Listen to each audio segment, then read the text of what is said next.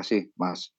Kalau melihat sekarang belum terlihat ya, Pak, ya, kalau untuk penurunan pengunjung mal ataupun belanja ke toko, memang saat ini seperti tadi dari asosiasi sangat mengharapkan adanya mulai digalakan kembali Peduli Lindung yang sekarang sudah agak kendor dan juga kesadaran, paling penting kesadaran, ini yang paling penting daripada rakyat kalau memang nggak enak badan, dia tahu sendiri untuk memakai masker dan tidak keluar, perlu dijalankan kembali. Karena sebenarnya kalau bisa karantina sendiri di rumah, isoman sendiri, tanpa harus pergi ke mall ataupun ke pusat keramaian, itu akan mengurangi sekali penularan. Jadi saat ini belum ada, Mas, kalau untuk penurunan masih rame gitu. Pengurangan ataupun potensi pengurangan operasional dari pusat perbelanjaan. Karena kalau dilihat juga saat ini kapasitas penonton konser sudah dibatasi hanya 70% di Jakarta khususnya. Bagaimana kesiapan mal jika tentunya kembali ataupun nanti kembali berlakukan pembatasan kapasitas pengunjung ini, Pak Budi? Silakan. Baik, jadi kalau dari kami, kebetulan kemarin malam juga saya ada bersama Ketua BNPB, Bapak Letjen Suharyanto, kami mendukung apapun juga, tindakan pemerintah. Dari dulu selalu Hipindo pasti mendukung, maupun, mau booster, mau vaksin sentra. Namun kami sampaikan bahwa kalau untuk di mall itu, kapasitasnya kan cukup besar, beda dengan konser yang dalam satu tempat yang kecil, mungkin ditakutkannya adalah selain daripada penularan vaksin adalah kejadian desak-desakan.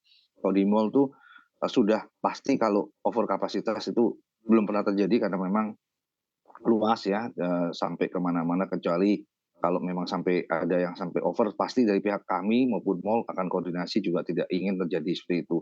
Harapan kami sih yang tadi bahwa, tingkat yang daripada penularan ini memang cukup cepat tadi Bapak Diki, itu dapat, kami mulai coba sosialisasikan ke anggota dan ke mall-nya koordinasinya, supaya mulai mulai ada sosialisasi kembali karena tingkat bahayanya kalau kita lihat kan kecil ya, jadi seperti flu gitu, tapi harapan kami memang, koordinasi dengan pemerintah ini libatkanlah kami selalu, jadi jangan mendadak, jadi kami bisa ada persiapan. Terima kasih. Oke, baik. Saya kembali ke Pak Diki. Pak Diki mengingat juga apa saja kiranya yang juga penting untuk dilakukan pemerintah dan masyarakat agar tentunya COVID-19 ini juga bisa lebih terkendali lagi ke depannya. Selain kalau kita yang sering kita dengar begitu ya, selalu menerapkan protokol kesehatan. Selain itu ada apa aja yang perlu ditingkatkan? Pak Diki, silakan.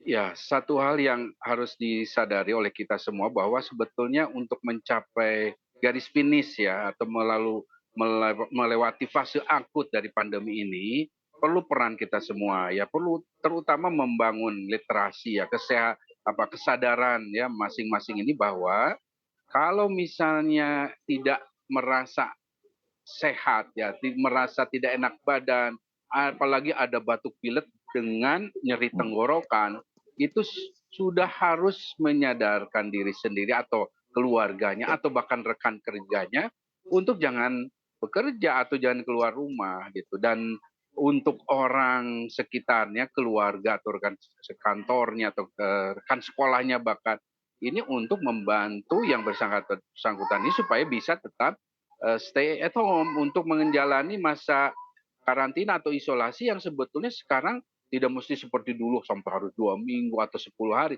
Sekarang sebetulnya rata-rata 4-5 hari dengan hasil katakanlah rapid test nanti negatif ataupun gejalanya sudah berkurang ya.